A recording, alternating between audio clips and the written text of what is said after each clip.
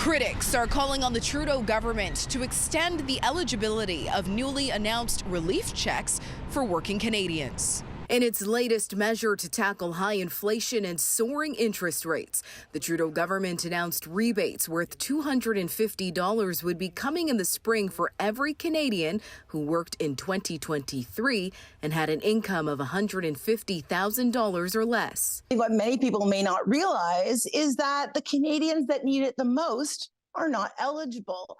So people who are on pensions, typically folks over the age of 65, people who may be new Canadians and don't understand the tax system in quite the same way, we know that those people will not be eligible.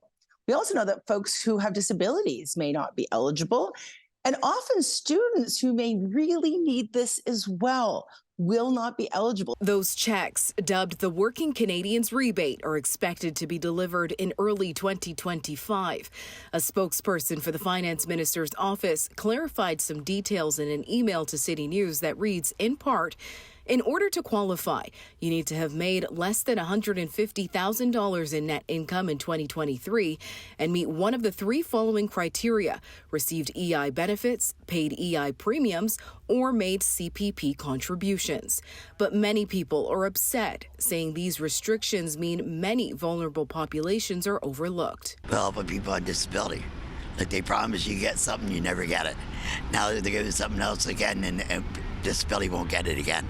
And I'm going on 65. NDP MP Matthew Green says ultimately people are feeling left out because they are. And we have a government that is deeply cynical, that continues to leave people out. These are the same people who were left out during COVID relief, and they just seem to be fixating on a very narrow portion of the population in the way that it's termed. The federal NDP is now calling to Ottawa to revise the eligibility requirements for the rebate checks. This is their legislation. It wasn't something we've proposed, but what we are demanding of this government is to include seniors, people living with disabilities, and students so that they too can get by with these astronomical increases in the cost of living. In addition to the $250 rebate checks, the government has also announced plans to lift the HST and GST from some essential goods like groceries, snacks, and kids' clothing for 2 months, beginning on December 14th.